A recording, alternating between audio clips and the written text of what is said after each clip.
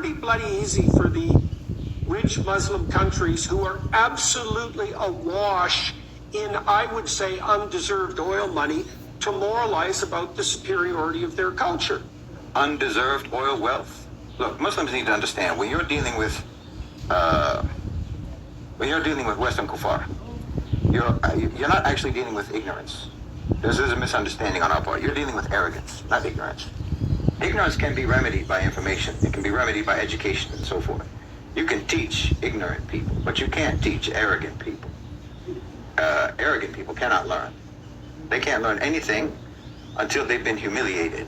And in fact, arrogance is always just the precursor to humiliation. Undeserved wealth, he said. Undeserved wealth. Well, let's talk about undeserved wealth, by all means. Let's talk about Europe. You know, the Europe that Jordan Peterson thinks is the pinnacle of civilization and achievement. Well, Europe would still be wallowing in the mud and battling plagues, and they'd still be tearing each other to pieces in endless wars, internecine wars, continental wars, if they hadn't spent centuries pillaging the global south to make themselves rich. And no, wealth that is obtained through uncivilized means does not civilize you. You got richer, but you sure didn't get better. Your industrial revolution was built on the backs of stolen resources. You have to acknowledge that fact. It was built on stolen resources and enslaved labor. Cotton from India, sugar from the Caribbean, gold and diamonds from Africa, on and on. Entire continents were drained dry to fund Europe's prosperity, not to mention the misery that you inflicted on your own peasantry, on your own workers, creating one of the most ruthlessly classist societies in history.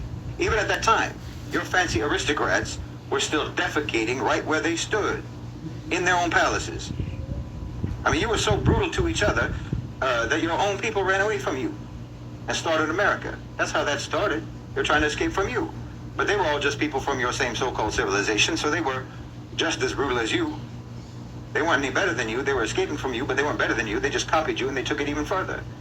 I mean, America, the land of the free, land of freedom and opportunity. Let's be real. There would be no America without the genocide of the indigenous people, without the theft of their land, and without the transatlantic slave trade. There would be nothing called America today without that those heinous crimes.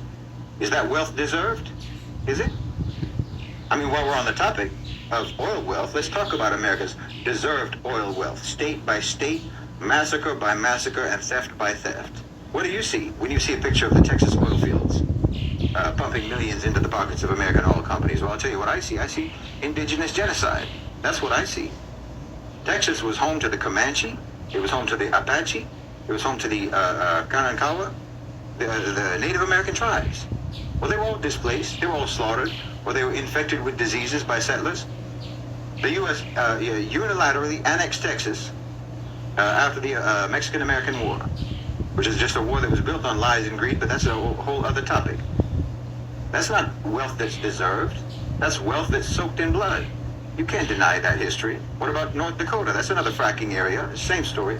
Broken treaties, stolen land, massacres like the Whitestone Massacre, systematic destruction of the Lakota, the Dakota, the Mandan tribes, while oil pipelines like the Dakota Access Pipeline desecrates what lands that those people hold sacred, violates indigenous sovereignty. Is that deserved wealth? No, it's theft. It's wealth by deception and violence. What about Oklahoma? You've heard of the Trail of Tears? The Death March, where thousands of Cherokee, thousands of Creek Indians, so-called Indians, and Seminole people, Native Americans, died. That wasn't just a tragedy, it was theft on an industrial scale. They forced Native Americans into Oklahoma, off of their original lands. They forced them into Oklahoma, and then they stole the land that they gave them when oil was discovered there. That's the real story of oil wealth in America, but I assume that that's all deserved. This is how you come to deserve your wealth, apparently, you Viking. You marauder. You think that God accidentally put your wealth and your resources in other people's lands, and you just have to come over there to collect what is rightfully yours. It's been misplaced by God in other people's lands.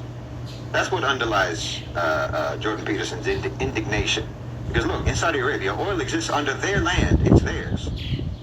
They didn't colonize the world to get that oil. They didn't take it from anybody. They didn't wage any wars to get the oil that's underneath their land. They didn't commit genocide to get the oil that's underneath their land. They didn't enslave entire peoples so that they could claim the oil that's beneath their own land. That wealth came from natural resources which they inherited by Allah subhanahu wa ta'ala in their land. Not from the misery of others. But the West can't fathom this. Why? Because their entire empire is built on the opposite principle. Take what doesn't belong to you, then justify it with some twisted sense of moral superiority. Look at this nonsense he said about Saudi Arabia being a wandering tribe lost in the desert. That's classic Orientalist garbage.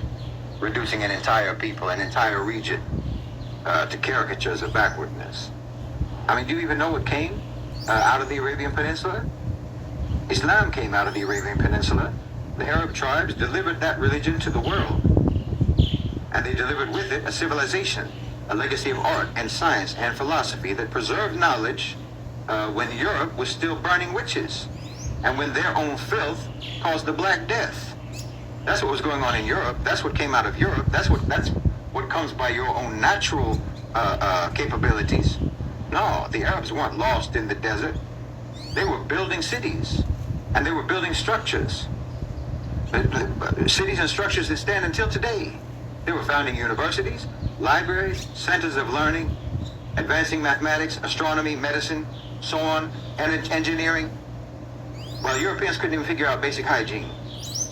Lost? No. The West was lost, and they had to borrow a map from the Muslim world just to find their way out of the Dark Ages, and they still couldn't make it. What would Europe look like today without the centuries of brutal colonial conquest? What would Canada look like, Jordan Peterson, if they hadn't wiped out the indigenous people? No, if the West had actually stayed within their borders in Europe and actually traded fairly with people, respecting the sovereignty of other nations, well, they would be nowhere near the global hegemon that they claim to be today. They'd be a backwater. So let's not pretend that this so-called moral high ground that you're standing on isn't in fact a mountain of skulls. You're standing on a mountain of bodies and calling it the moral high ground. And all the wealth that you have today belongs to those bodies. But what exactly is your definition of deserved wealth? Is it wealth that's derived from slavery? From looting? From genocide? From bombing nations into submission? Is it wealth that it gets extracted by force through predatory loans and IMF austerity programs?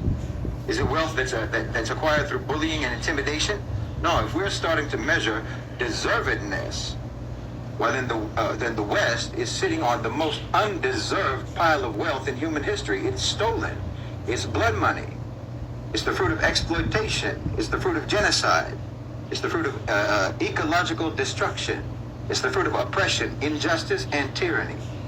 That's why all these types, all these Jordan Peterson types, why they all rant about so-called open borders, because they don't want the people that they stole from to come over to where they took their stolen goods. Why if Africans and Asians and Central and South Americans, if they want to come over to America or come over to Europe, well, they're not doing anything but coming over to where all of their own stuff has been displaced. They're coming over to the countries that were built by their own wealth. Every country in the global South deserves the wealth of their own resources. And Jordan Peterson, you can just cry about it. We know you're good at that. You're always ready to shed a tear for any young white men who feel disenfranchised from their undeserved supremacy. So go ahead and cry about Saudi Arabia's oil wealth that you don't get to take. Because if you took the collected tears of all the victims of the West and unleashed them upon Europe and upon America, well, there wouldn't be a single city that wasn't underwater.